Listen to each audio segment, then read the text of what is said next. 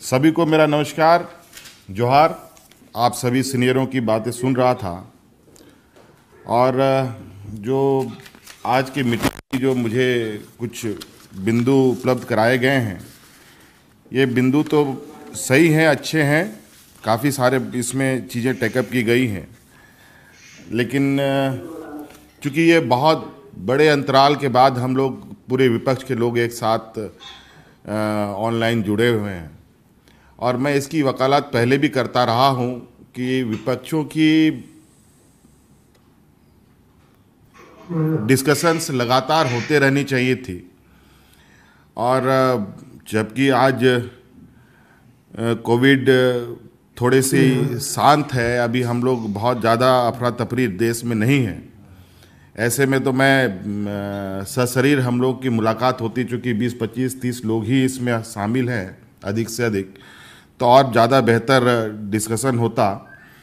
और अभी जिस तरीके से बातें आई, ममता दी ने भी कहा, आदरणीय शरद पवार जी ने भी कहा और सभी वरिष्ठ नेताओं ने बातों को रखा है। ये बात सही है कि आज पूरा भारतवर्ष एक अजीब संकट से चल रहा है। अभी मौजूदा मैं तो अभी आप लोगों की बात सुन सुन करके कुछ ऐसे मुझे समझ में आ रहा है, एक सौतेला व्यवहार के साथ उन राज्यों को देखता है और आज मैं भी उससे कहीं ना कहीं आहत हूँ। और मेरा ये मानना है कि इसके लिए बिल्कुल संयुक्त रूप से हमें आगे लड़ना चाहिए और ये मौका भी है। और हमारे साथ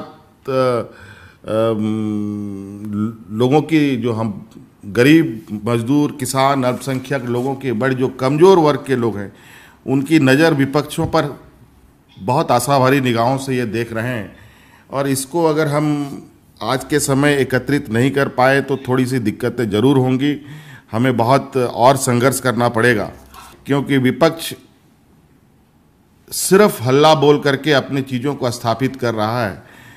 वो कहावत है ना कि एक बात को 1000 बार बोलो तो वो सच जैसा लगता है। अब पेगासस की बात करें, पेगासस को लेकर के हमारे मजदूर किसानों को क्या लेना देना, और उनको तो किसान नीति से लेना है, उनको रोजगार से लेना देना है, उनके आय में वृद्धि कैसे हो वो लेना देना है। आज महंगाई आसमान छू रहा है और आज नौकरियां लोगों के हाथों से जा रहे हैं। और अभी तो जो संक्रमण में हम लोग जो बंधे पड़े हैं वो एक अलग मजबूरी है।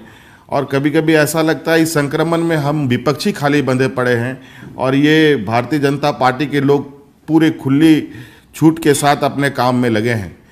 और मुझे तो चिंता है कि अगर हम सामान्य जीवन जब हमारा देश में कायम होगा तो जिस तरीके से लोगों ने अपने घर द्वार ज़मीन बेचकर अपने इलाज में खर्च किए हैं, उनके पास तो 1 रुपया पैसा भी नहीं बचेगा।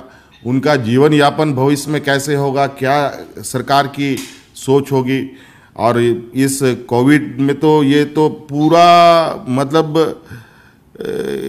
ये नेशनल डिजास्टर का, क्या इससे बड़ा नेशनल डिजास्टर तो कुछ हो नहीं सकता ना, हमने तो अपने जीवन काल में नहीं देखा है।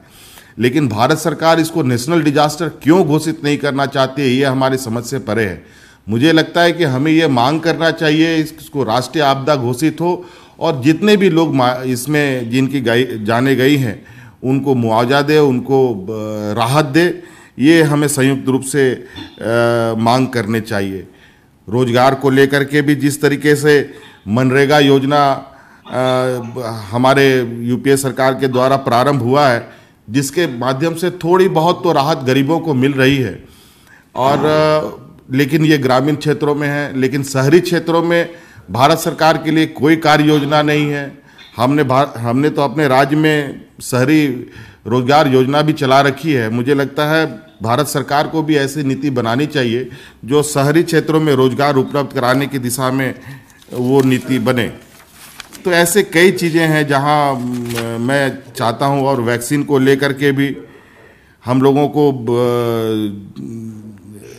किस तरीके से ये जो अभी 75% भारत सरकार खरीद रही है और राज्यों को किस तरीके से डिस्ट्रीब्यूट कर किया जा रहा है, उसकी कोई ट्रांसपेरेंसी नहीं है। कम से कम इस बात के लिए भी हमें आवाज़ उठानी चाहिए कि भारत सरकार को वैक्सीन अलॉटमेंट की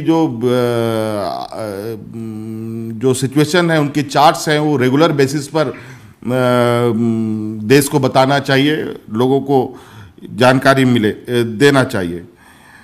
और कई ऐसी चीज़ें हैं, मैं इन्हीं बातों के साथ अपनी बातों को संक्षिप्त करना चाहूँगा।